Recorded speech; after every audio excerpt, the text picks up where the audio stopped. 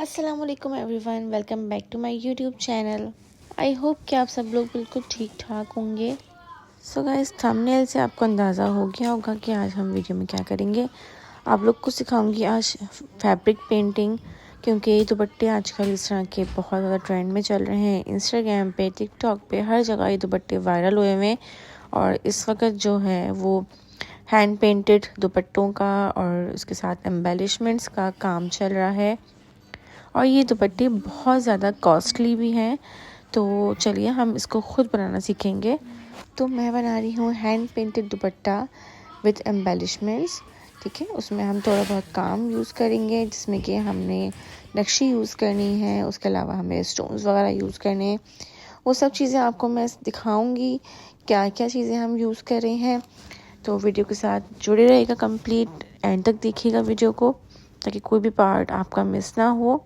तो यहाँ मैंने लिया है प्योर दुपट्टा ऑर्गेन्जा का। प्योर की पहचान यही होती है कि उसमें शाइनिंग कम होती है, और अगर आप ये प्योर यूज़ करेंगे तो उसमें आपके कलर्स वगैरह फैलते नहीं हैं। तो अगर गोटा कोन आप यूज़ नहीं कर रहे तो उसके बगैर भी आप पेंटिंग कर सकते हैं। तो यहाँ मैं पेंट्स यूज़ कर रही हूँ, सिल्क पेंट्स। कलर जैम के पेंट्स होते हैं ये, और मैं इसमें पानी बिल्कुल भी नहीं मिलाऊंगी, ना ही मैं इसमें बाइंडर मिलाऊंगी। ये डायरेक्ट अप्लाई होंगे ऑर्गेन्जा के ऊपर, और ये इसी कपड़े के लिए बने गए होते हैं। सिल्क पेंट्स आप जो है वो ऑर्गेन्जा पे कर सकते हैं, सिल्क कपड़े के ऊपर कर सकते हैं, शिफॉन पे, जॉर्जेट पे कर सकते हैं। तो यहाँ पर हमने पहले जो है ड्राइंग कर लेनी है, जो भी फ्लावर हमने बनाने हैं। तो इससे ये होगा कि हमारी हर चीज़ जो है, यानी कि हर बंच हमारा इक्वल होगा। यानी कि अगर हमें 4 बंच चाहिए, 5 बंच चाहिए, तो हमारा हर फ्लावर एक जैसा होगा। और फ्री हैंड ड्राइंग भी आप कर सकते हैं, लेकिन फ्री हैंड ड्राइंग में बस यही होता है कि साइज़ का थोड़ा सा ऊपर नीचे हो जाता है। तो यहाँ पर पहले मैंने एक फ्लावर ड्रॉ कर लिया है, और मैंने इसके साथ साथ फ्रेम भी रखा हुआ है। तो वो इसीलिए रखा हुआ है कि मेरा फ्लावर बहुत बड़ा ना हो जाए, फ्रेम से बाहर ना जाए, ताकि जब मैं पेंटिंग कर रही हूँ तो मुझे बार बार फ्रेम को निकालना ना पड़े। एक ही साथ बस मैं फ्लावर एक लगा के आराम से पेंटिंग कर लूँ। तो यहाँ पर मैंने कली बना ली है, जो मुझे इसका साथ ज्वाइन करनी है फ्लावर के ऊपर। तो कली में भी मैंने 3 तरह के डिफरेंट फ्लावर्स की पेटल्स बनाई हुई हैं। अब यहाँ पर हमने ये 4 कॉर्नर्स हैं, हमारे दुपट्टे के पल्लू है ये। ठीक है, अब जो किनारा आपको रफ नज़र आ रहा है, जैसे धागे धागे से निकले हुए नज़र आ रहे हैं, ये है हमारा पल्लू। और जो साइड पे आपको गोल्डन किनारी नज़र आ रही है, वो है हमारी दुपट्टे की लंबाई। दुपट्टे की लेयर्स आपको 4 नज़र आ रही होंगी, क्योंकि ये 4 कॉर्नर्स हैं। अब यहाँ पर हमने दुपट्टा की एक पहले लेयर उठाई, और हमने पेपर को रख लिया, और अपना फ्रेम ऊपर रख लिया। फ्रेम हम इसीलिए रख रहे हैं ताकि हमें आइडिया हो कि हमारा पूरा फ्लावर जो है वो फ्रेम के अंदर अंदर आ रहा है। तो यहाँ पर मैंने जो है एक फ्लावर ड्रॉ कर लिया। इसी तरह से हम हर लेयर को उठाएंगे और नीचे पेपर रखेंगे, और फिर उस कपड़े के ऊपर ड्रॉ कर लेंगे। तो इस तरह से हमारे 4 फ्लावर्स, बड़े फ्लावर्स बन जाएंगे। और दुपट्टे के चारों पल्लुओं पे, मतलब दोनों पल्लुओं पे, लेकिन 4 फ्लावर्स, 2 फ्लावर्स एक पल्लू पे, 2 फ्लावर्स एक पल्लू पे, इस तरह से बन जाएंगे। तो अब हमें दुपट्टे का सेंटर बंच बनाना है। तो यहाँ पर जब दुपट्टा हमने फोल्ड किया हुआ था, तो उसमें जो निशान पड़े हुए थे, तो उससे हमें आइडिया हो गया कि हमारे पास सेंटर कौन सा है। तो हमने फ्लावर को इस तरह से बनाया है कि चारों तरफ जो है वो सेंटर में बिल्कुल बीच में आए फ्लावर, बड़ा वाला। तो इस तरह से हमने पहले ड्रॉ कर लिया उसको। तो चले वापस से पल्लू पे आ जाएं। तो ये था हमारा पल्लू वाला बंच, और इसके बाद हमने जो है फ्लावर बनाया था, उसके साथ हमने ये पेटल्स ड्रॉ करनी है। तो हर फ्लावर के ऊपर जो है इस तरह से ये फ्लावर्स बना लेने हैं हमने, और चारों तरफ जो हमने फ्लावर बनाए थे उसके ऊपर हमने इस तरह पेटल बना लिए हैं। अब ये सेंटर वाला आ गया हमारा। तो सेंटर पे हमने एक साथ लाइन के साथ नहीं बनाना, बल्कि हमें क्रॉस में बनाने हैं। ठीक है, तो क्रॉस में हम पेटल्स को बनाएंगे इस तरह से करके। तो इसके बाद आ जाती है अब पेंट की बारी, क्योंकि हमारी ड्राइंग कंप्लीट हो गई है। तो अब हमें यहाँ पर पेंट करना है। पेंट करते वक्त आपने फ्रेम को बहुत टाइट नहीं करना, वरना उससे आपके दुपट्टे पे मतलब, क्योंकि ऑर्गेन्जा है तो जाहिर सी बात है दुपट्टा मसक जाएगा और कपड़ा आपका खिंचा खिंचा सा हो जाएगा।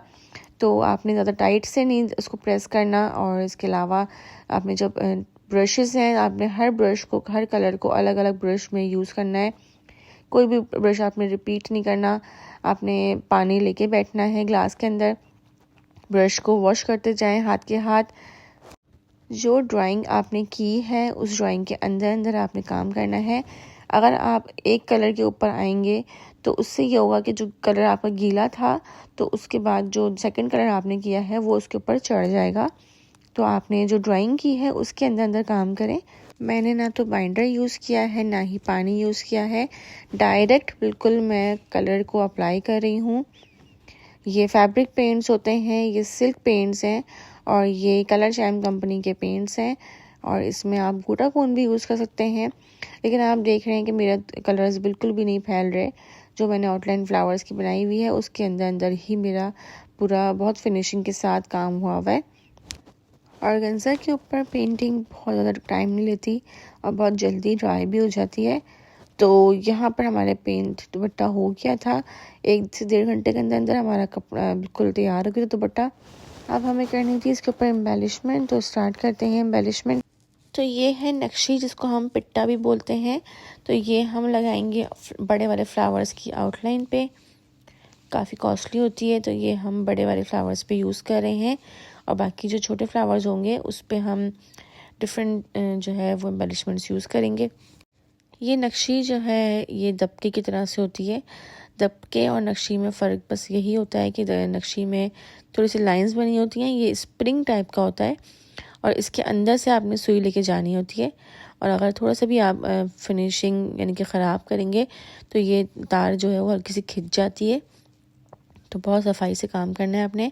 यहाँ पे मैंने धागा बिल्कुल सिंगल लिया हुआ है, सुई में डबल धागा नहीं डाला हुआ। और जो है वो धागे की जो सुई ली है मैंने, ये ली है पोत की सुई, क्योंकि नक्शी और कटदाने के अंदर से पोत की सुई ही काम करती है और कोई दूसरी सुई काम नहीं करती।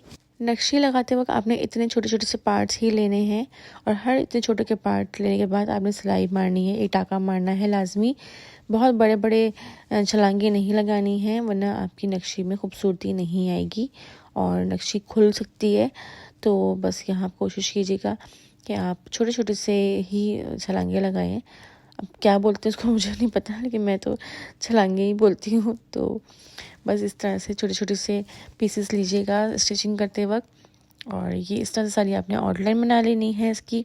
एक दुपट्टा 4 दिन में रेडी हुआ है, दिन रात मेहनत करके। यानी कि सुबह से उठ के जो नाश्ता करने के बाद मैं काम पर बैठती थी तो मैं रात के 3 बजे 4 बजे उठती थी और मुसलसल सिर्फ ये काम कर रही थी।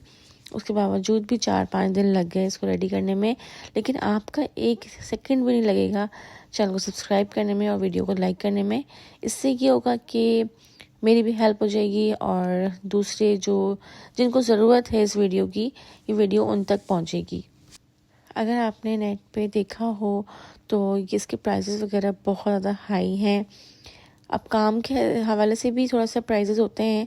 अगर आपका दुपट्टा बहुत ही ज़्यादा कोई हैवी है जिस पे कि आपने बहुत ही गुच्छों वाला काम किया हुआ है तो उसमें जो है प्राइसेस जो हैं वो 30,000 25,000 और कहीं कहीं 50,000 पे भी रेट है। और जिस तरह का काम हम कर रहे हैं उस तरह के दुपट्टों पे 8,000 7,000 12,000 इस तरह के रेट्स चल रहे हैं।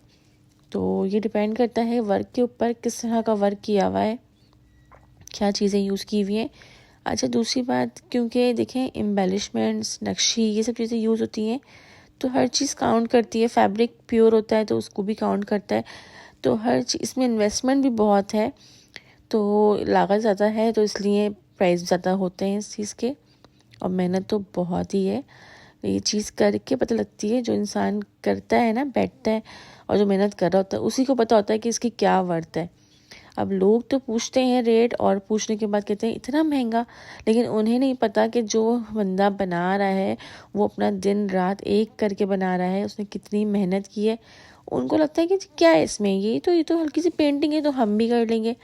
जब आप करने बैठेंगे ना तब आपको पता लगेगा, जब आपकी उंगलियां दुख जाएंगी ना तो आपको पता लगेगा। क्योंकि पोत की सुई में धागा भी डालना बड़ा मुश्किल काम है, तो बड़ी आंखें दुख जाती हैं।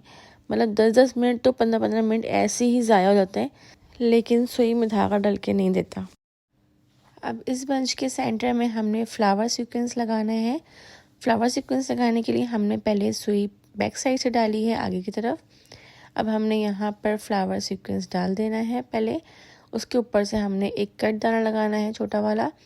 कट दाने के बाद हमने वापस से सुई को उसी सीक्वेंस के अंदर डालना है और सुई को वापस बैक साइड पे लेके जाना है।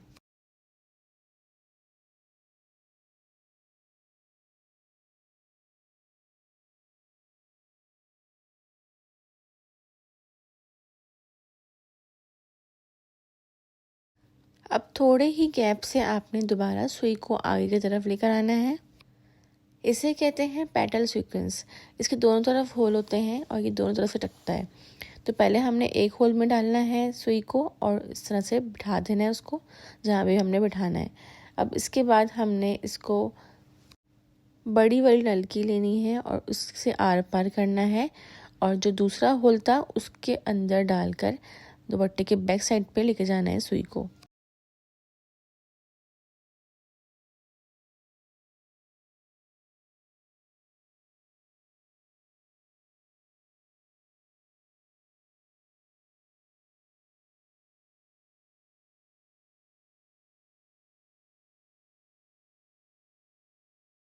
अब थोड़े ही गैप देकर हमने दोबारा यही चीज़ रिपीट करनी है और इस तरह से हमने 4 से 5 या 6 हमने इस तरह से बना लेने हैं।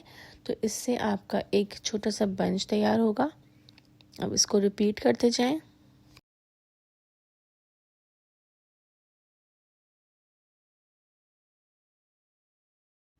अब हमने जी 3-3 का बंच बनाना है। बड़े वाले सितारे लगाने हैं और इस तरह से लगाने हैं कि एक के ऊपर एक आएगा, फिर दूसरे के ऊपर एक और आएगा, जिस तरह से म्यूज़ के सूट्स में आप लोग देखते हैं। तो सबसे पहले आपने धागा ऊपर की तरफ ले आए और यहाँ पे हमने एक सितारा जो है वो लगा दिया है। अब सितारे के बिल्कुल बराबर में आपने सुई वापस डालनी है और वापस से दुपट्टे के बैक साइड पे सुई को लेके जाना है।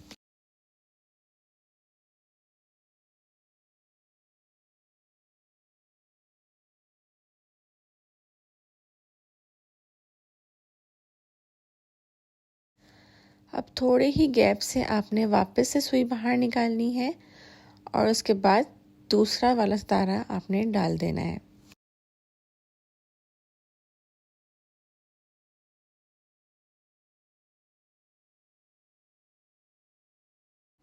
अब इन दोनों सितारों का जो सेंटर है हमने उस जगह पर दोबारा सुई को डालना है, दुपट्टे के बैक साइड पे लेके जाना है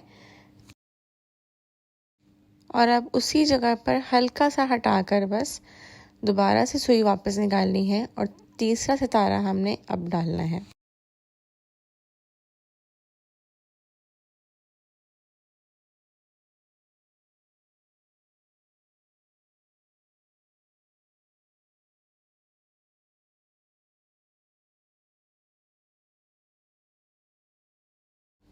तो तीसरा सितारा भी हमने डाल दिया है। अब हम जो सबसे फर्स्ट सितारा था हमारा, जो हमने सबसे पहला सितारा लगाया था, हमने वापस से सुई को उसी के अंदर डालना है और ये हमारा जो है एक बंच रेडी हो गया।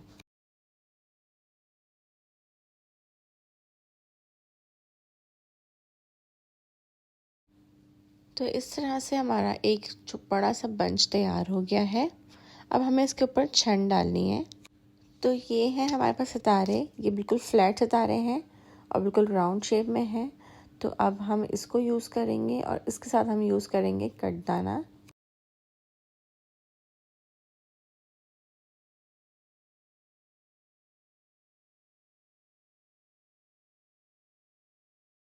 सबसे पहले एक सितारा लगाया, सितारे के बाद आपने फ़ौरन ही कटदाना लगा देना है और उसके बाद आपने धागे को वापस नीचे लेकर जाना है। ये पूरा काम हमारा एक ही टाके के अंदर होगा।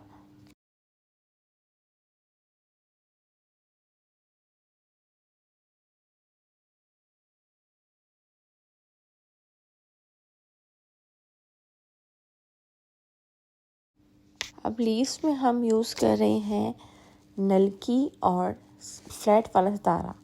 तो सबसे पहले हमने बड़ी वाली नलकी डाल दी है और उसके बाद हमने उसके साथ फ्लैट वाला सितारा डाल दिया है। तो इस तरह से हमने पहले एक बनाया, फिर उसके क्रॉस में दूसरा बनाया। हमने पेटल्स के ऊपर जो है वो लीव्स के ऊपर जो है वो क्रॉस में डिज़ाइन बनाना है।